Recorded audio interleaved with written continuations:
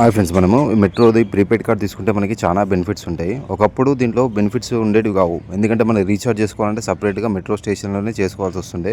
ఇప్పుడు దీనికి వెనకాల చిప్ ఉంటుందన్నమాట. ఆ చిప్ త్రూ మనము రీఛార్జ్ చేసుకోవచ్చు మనమే ఫోన్పే త్రూ.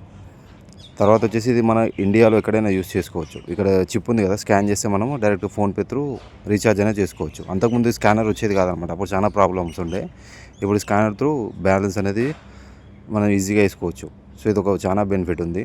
మనం ఓకే ఇట్లా ఉంది కదా, ఆ వైఫై త్రూ అనమాట, స్కానర్ త్రూ అక్కడ స్కానర్ చేస్తే మనకి బ్యాలెన్స్ చూపిస్తుంది, ఎగ్జిట్ అయిపోవచ్చు, ఎంత కట్ అయిందో కూడా చూపిస్తుంది.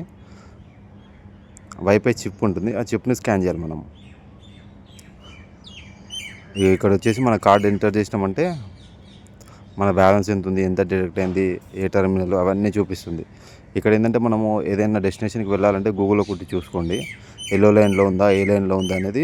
మన డెస్టినేషన్ ఉంటుంది కదా, ఆ లైన్లోనే వెళ్ళాలి మనం. ఒకవేళ మనం వేరే లైన్లో ఉన్నామంటే మనం ఎల్లో లైన్కి వెళ్ళాలంటే ఏ స్టేషన్లో దిగాలో చెప్తుంది అనమాట.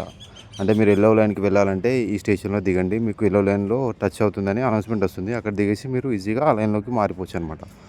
ఈ కార్డు ద్వారా మనకి బెనిఫిట్ ఏంటంటే ఓకే, మనం చేంజ్ కోసం తిరగాల్సిన ప్రాబ్లం ఉండదు.